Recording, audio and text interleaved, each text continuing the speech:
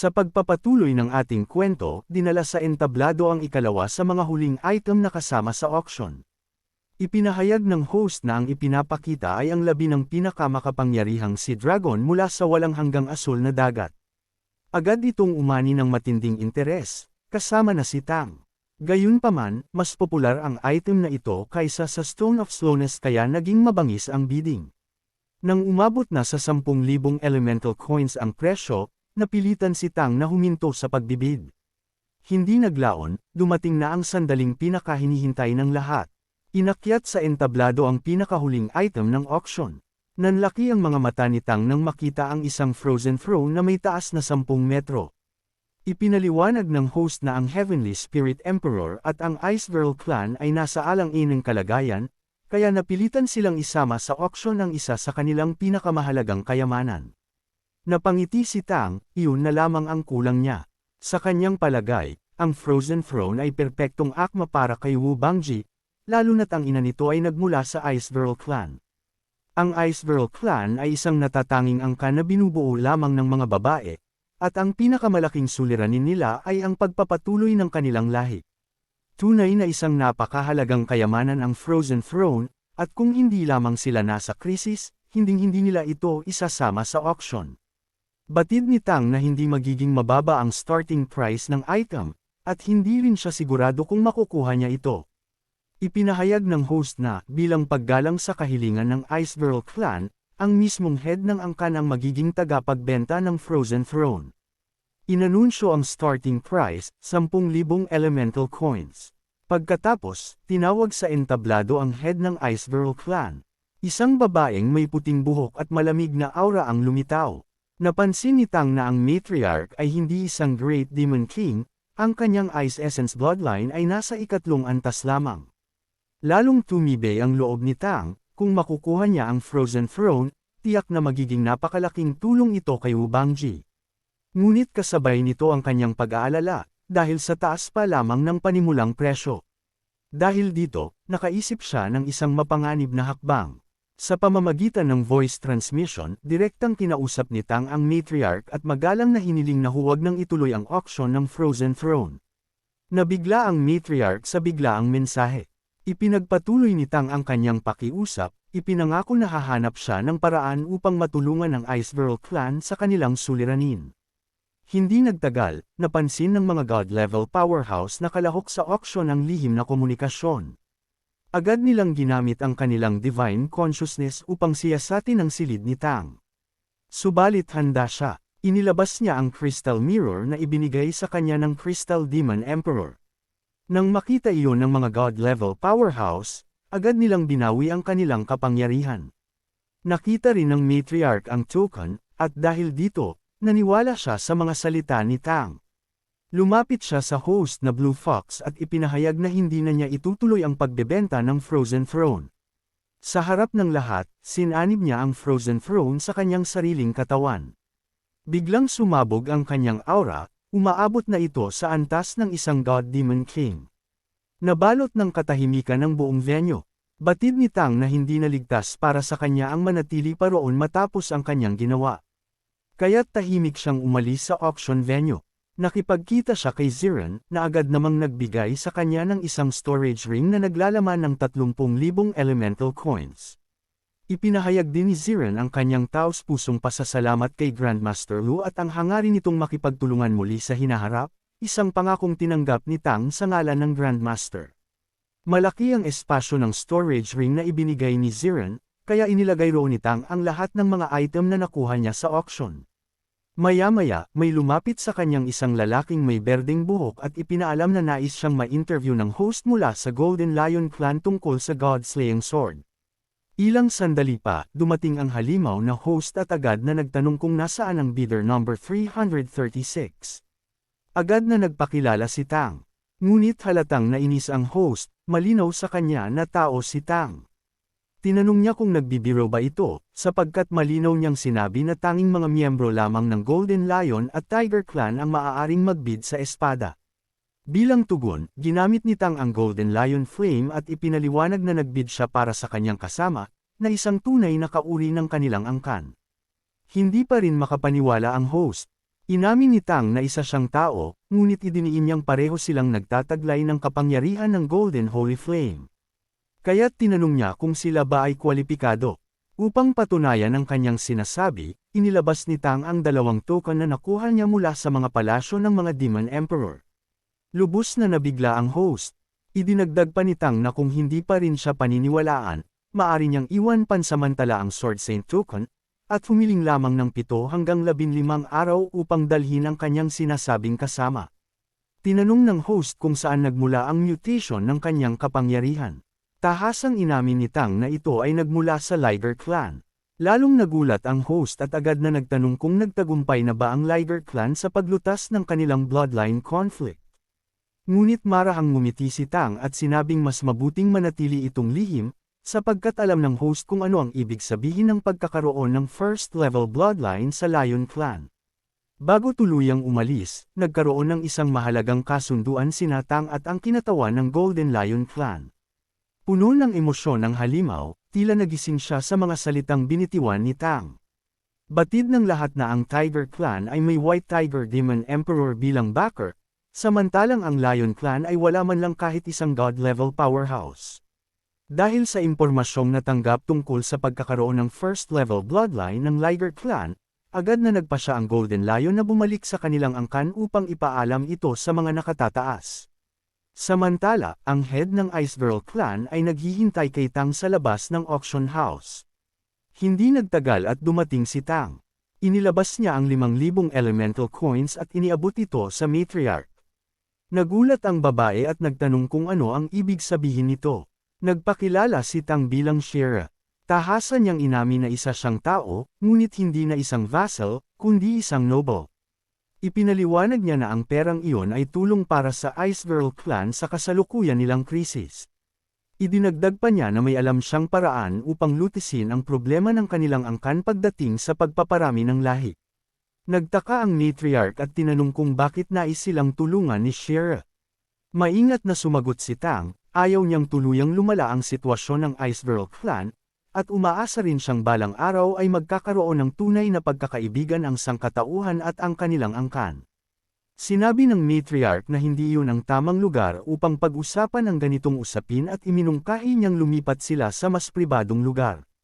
Ngunit ipinaliwanag ni Tang na may mahalaga pa siyang kailangang asikasuhin at kailangan na niyang umalis. Nakiusap siya na maghintay lamang ang matriarch ng ilang araw at babalikan niya ito kaagad matapos niyang tapusin ang kanyang gagawin. Bahagyang ngumiti ang matriarch at sinabi na labis ang tiwala ni Shira sa kanila. Tinanong niya kung hindi ba ito natatakot na baka kunin na lamang niya ang pera at tuluyang umalis. Ngumiti si Tang at marahang sumagot na nagtitiwala siya sa kanya. Pagkatapos, tinanong niya kung saan pansamantalang nanunuluyan ang matriarch.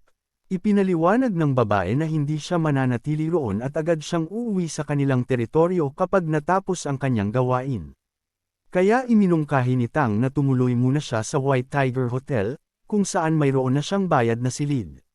Nakiusap siyang maghintay lamang ito roon at nangakong babalik sa loob ng 5 araw. Matapos ang sandaling pag-iisip, pumayag ang matriarch. Ibinigay ni Tang ang keycard ng silid, at sa gayon ay nabuo ang isang tahimik ngunit mahalagang kasunduan. Pagkatapos nito, agad na umalis si Tang. Sa kanyang isipan, iisa lamang ang pinakamahalaga ngayon, ang makita si Mei. Ipinagbabawal ang paglipad sa loob ng Ancestral Court, at ang pagtakbo ng buong bilis ay tiyak na makaaakit ng atensyon. Kaya nag-arkila siya ng karwahe palabas ng lugar. Nang tuluyan na siyang makalabas, nagpalit siya ng kasuotan bilang Shira at mabilis na lumipad pabalik sa Kerry City. Samantala, sa Kerry Academy, patuloy na naghihintay si Mei. Pangatlong araw na iyon, ngunit hindi pa rin nagpapakita si Shira. Ang biglaang pagdating ng Crystal Phoenix Great Demon Emperor noong nakaraang araw ay nagdulot ng matinding pressure sa kanya. Pagkaalis nito, matagal na umiyak ang kanyang ina. Ipinaalam rin nila sa City Lord ang tungkol sa pagbisita ng Emperor, ngunit wala itong ipinakitang reaksyon. Dahil sa bigat ng sitwasyon, hindi alam ni Mei ang gagawin. Ninais niyang makita sina Shira at Tang upang mailabas ang kanyang saloobin, ngunit ni isa sa kanila ay wala roon. Ilang sandali pa, bigla niyang naramdaman ang isang matalas at pamilyar na aura na mabilis na papalapit. Nabigla siya nang may lumapag sa harap niya, si Shira. Agad itong humingi ng paumanhin sa matagal na paghihintay. Sa sandaling iyon, napagtanto ni Tang na ang taong palagi niyang iniisip ay nasa harap na niya. Pinigilan niya ang sarili, gusto niya sanang yakapin si Mei. Muling humingi ng paumanhin si Shira.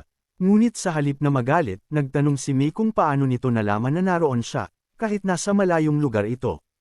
Inamin ni Tang na nag-set up siya ng isang array sa lugar na iyon, sinumang manatili roon ng matagal ay agad niyang mararamdaman. At alam niyang iisa lamang ang taong gagawa niyon, si Mei.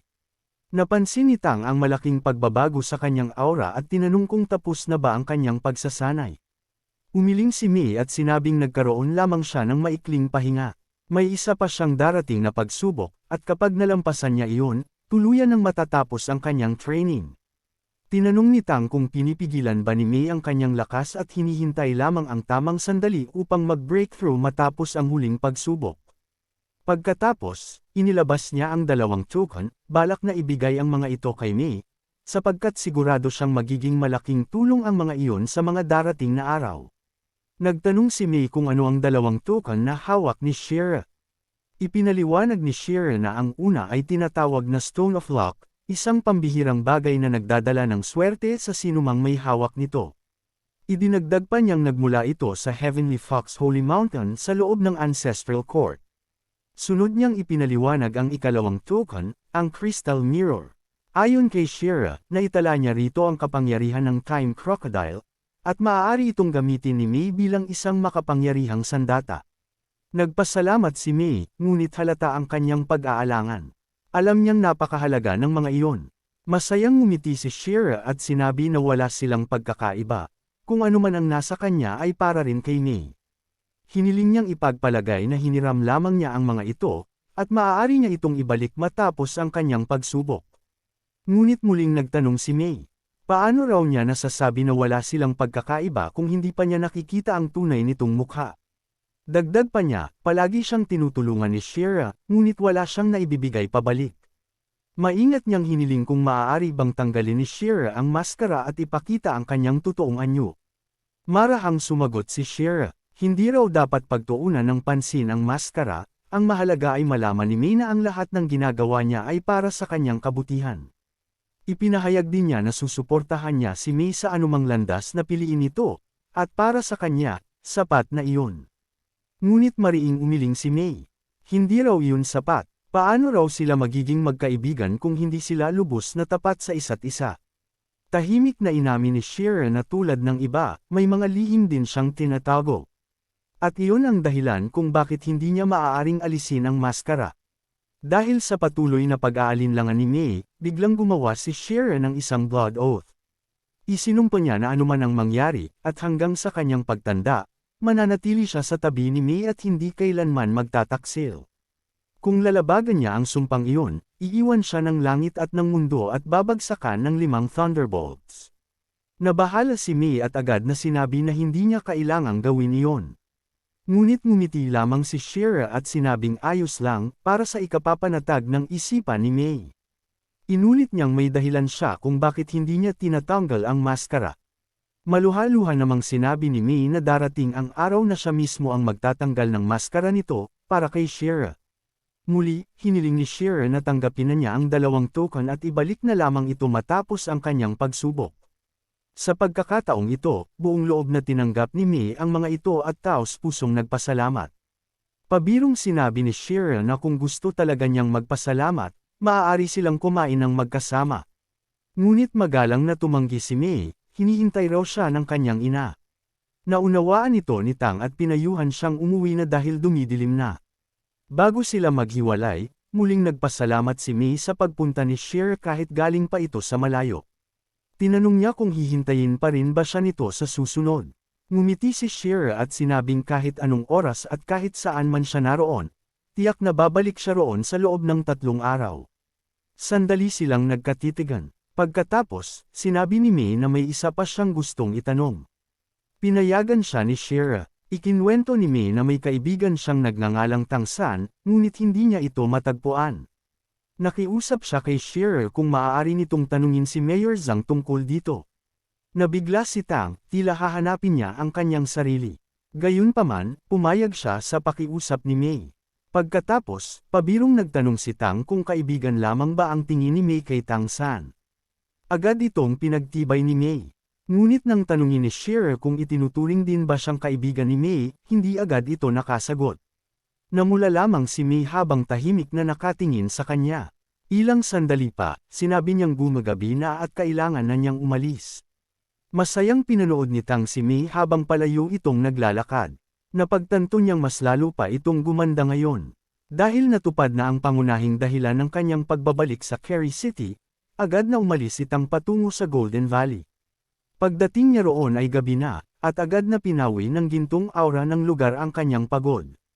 Noon pa man ay inayos na ni Tang ang paglipat ng Liger clan sa Golden Valley, at ngayon ay maayos na silang nakikisama sa mga Red Fox Girls. Dahil malalim na ang gabi, alam niyang tulog na ang Liger Sword Saint. Bukod pa rito, labis din siyang napagod sa paggawa ng Blood Oath kanina. Kaya nagpasya siyang maghanap ng isang kuweba at doon magpahinga hanggang sumikat ang araw. Sa ilalim ng aura ng Golden Tree, mabilis na nakarecover si Tang. Inilabas niya ang Spirit Essence na nakuha niya sa auction. Batid niyang hindi lamang ito para sa simpleng paglamon, mayroon itong sariling kamalayan at hangaring buhayin ang sarili nito. Kung makakahanap ito ng angkop na host, mas lalo pang mapapakinabangan ang tunay nitong kapangyarihan. At iyon ang dahilan kung bakit ito binili ni Tang. Sapagkat alam niya ang pinagmulan nito. Ito ay isang espiritong na-cultivate sa mismong Golden Tree. Dahil ang Spirit Essence ay may sariling kamalayan, ginamit ni Tang ang kanyang spiritual power upang kausapin ito. Dinala niya ang espiritu patungo sa Golden Tree, at sa sandaling iyon ay biglang nagbago ang reaksyon nito, tila sabik at puno ng sigla. Ang matinding pagnanais nitong muling mabuhay ay lalong nagpaalab sa espiritu. Umaasa si Tang na sa pagsasanib ng Spirit Essence sa Golden Tree, hindi lamang ang puno ang lalakas, kundi maging ang buong Golden Valley ay mapapalusog. Nakipagtulungan ng espiritu at kusang pumayag sa mungkahi ni Tang. Kaya pinakawalan niya ito, at agad itong lumipad patungo sa Golden Tree. Dahil walang sariling spiritual wisdom ang gintong puno, walang naging hadlang sa pagpasok ng espiritu. Halata ang agarang pagbabago, biglang lumago ang Golden Tree, at ang Heaven and Earth energy ay mabilis na nagsimulang mag-ipon dito. Lalong tumindi ang life aura sa buong Golden Valley. Namangha ang Liger Sword Saint nang mapansin ang biglaang pagbabago sa lambak. Dahil sa malakas na aura sa paligid, nagmeditasyon si Tang hanggang sa sumikat ang araw. Pagmulat niya ng mga mata, agad siyang tinawag ng Liger Sword Saint, kasama ang asawa nito at si Old Cat. Magalang silang binati ni Tang, at sandaling binalikan ang mga naganap noong mga nakaraang araw. Pagkatapos, dumiretso si Tang sa isang mahalagang usapin, ang God-slaying sword. Nabigla si Old Cat nang marinig ang tungkol sa espada. Alam niya na ang huling gumamit nito ay namatay. Tumango si Tang at sinabing tama ang kanyang sinabi. Ipinaliwanag niyang ang kondisyon upang tuluyang makuha ang God-slaying sword ay ang paghihiganti sa gumawa nito. Idinagdag ni Tang na kahit umabot na sa first level bloodline ang Liger clan, nananatiling napakapanganib ng hamon na iyon. Sinabi niyang mauunawaan niya kung tatanggi ang Liger Sword Saint. Nangangamba si Old Cat, at hindi niya gustong tanggapin ng Liger Sword Saint ang pagsubok. Ngunit mariing sinabi ng Liger Sword Saint na determinado siyang tanggapin ang hamon. Sinabi niya kay Old Cat na nauunawaan niya ang kanyang pangamba, ngunit kung wala silang gagawin, tiyak na unti-unting maglalaho ang kanilang lahi. Dagdag pa niya, nangangailangan ngayon ng tulong ang Golden Lion Clan, at ito ay isang pagkakataon upang patunayan ang kanilang sarili. Kung magtatagumpay siya, mababago ang kapalaran ng Liger clan. Walang nagawa ang elder kundi igalang ang kanyang pasya. Biglang nagsalita ang asawa ng Liger Sword Saint. Sinabi niyang nais din niyang sumama, nais niyang mabuhay at mamatay sa tabi ng kanyang asawa. Hindi ito tinanggihan ng Liger Sword Saint. Sa halip, ipinangako niyang gagawin niya ang lahat para sa kinabukasan ng kanilang angkan.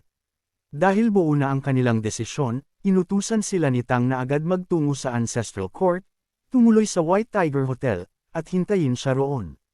Dahil kaya niyang lumipad, hindi magiging problema para kay Tang ang pagbalik doon.